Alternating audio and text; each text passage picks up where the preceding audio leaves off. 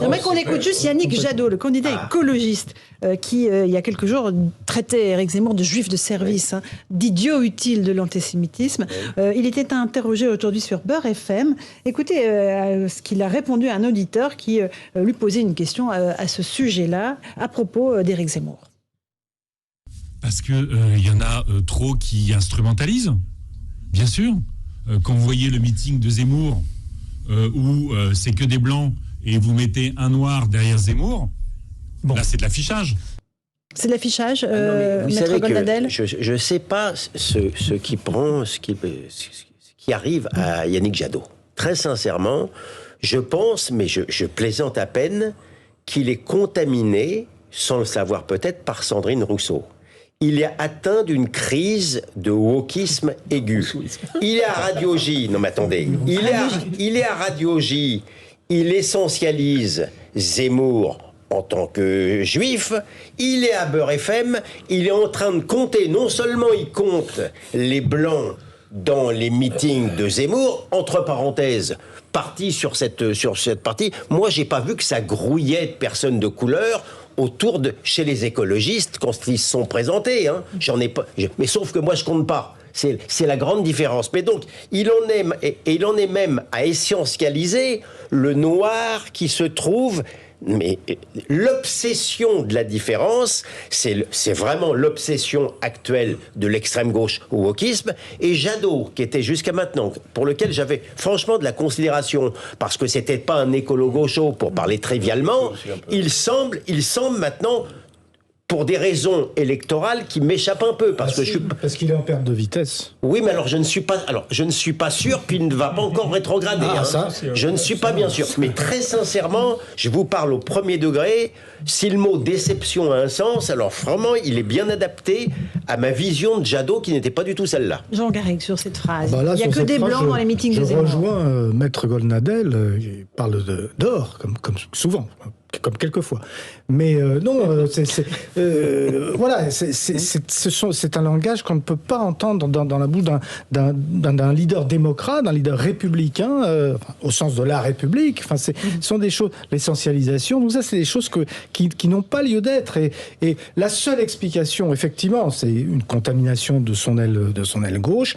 Et je le suppose, parce qu'il faut absolument maintenant faire un petit peu de buzz. Un peu de buzz, voilà, on parle de lui. Et surtout, c'est du bad buzz. Et aller chercher, moi je pense, une partie de l'électorat de Jean-Luc Mélenchon, qui est sensible à ces thématiques. Ça ressemble au syndrome Mélenchon. C'est à la fois le syndrome Sandrine Rousseau et à la fois le syndrome Mélenchon, qui avait été chercher les classes populaires au sens large, sans faire du communautarisme il y a 5 ans, et puis qui a petit à petit dérivé sous la pression d'une partie de sa base vers un clientélisme qui, à mon avis, est délétère. Et je dis bien délétère, parce que je suis pas dans la réduction avec les rooms, etc. Mais quand même, il y a une ambiance dans le pays qui est inquiétante. Je veux dire, la réalité, c'est quand même, il me parle d'antisémitisme, c'est qu'aujourd'hui, les Juifs qui se sont fait tuer en France parce qu'ils étaient Juifs se sont fait tuer par des islamistes. Donc là, on a le sentiment qui drague avec la bienveillance de l'extrême gauche, un camp antisioniste, radical, un camp qui flirte avec le communautarisme islamiste. Et bon, effectivement, ça pèse pas beaucoup électoralement, mais ça alimente une haine des Juifs réels dans certains quartiers, notamment dans certaines banlieues. Alors, Jean-Claude Dacier, sur cette déclaration de Yannick Jadot. De toute façon, depuis longtemps, désespéré par le niveau des écologistes français. On regarde ce qui se passe en Allemagne, ce sont des gens qui acceptent le marché avec ses qualités, ses défauts, qui acceptent de collaborer au mieux global en essayant en coalition même. Oui, ils sont dans des coalitions, donc c'est pas parfait, c'est pas on fait table rase de ce capitalisme affreux et horrible et on reconstruit quelque chose. Les leçons de l'histoire n'ont absolument servi à rien pour eux. Ce sont, je l'ai dit tout à l'heure, des déconstructeurs, des décroissants, appelez-les comme vous voulez. Ce sont des marxistes, ce sont des gens d'extrême gauche qui globalement, comme le dit Zemmour, il a raison, ils sont à l'extérieur verts, à l'intérieur tu les coupes coupent en deux, ils sont rouges. Et si on leur donnait le pouvoir, mon Dieu, dans quel état nous retrouvions-nous?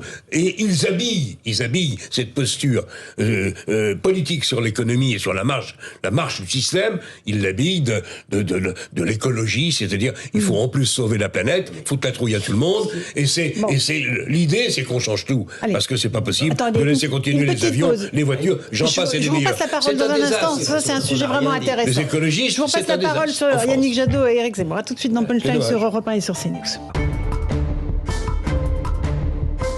Punchline, Laurence Ferrari sur Europe 1.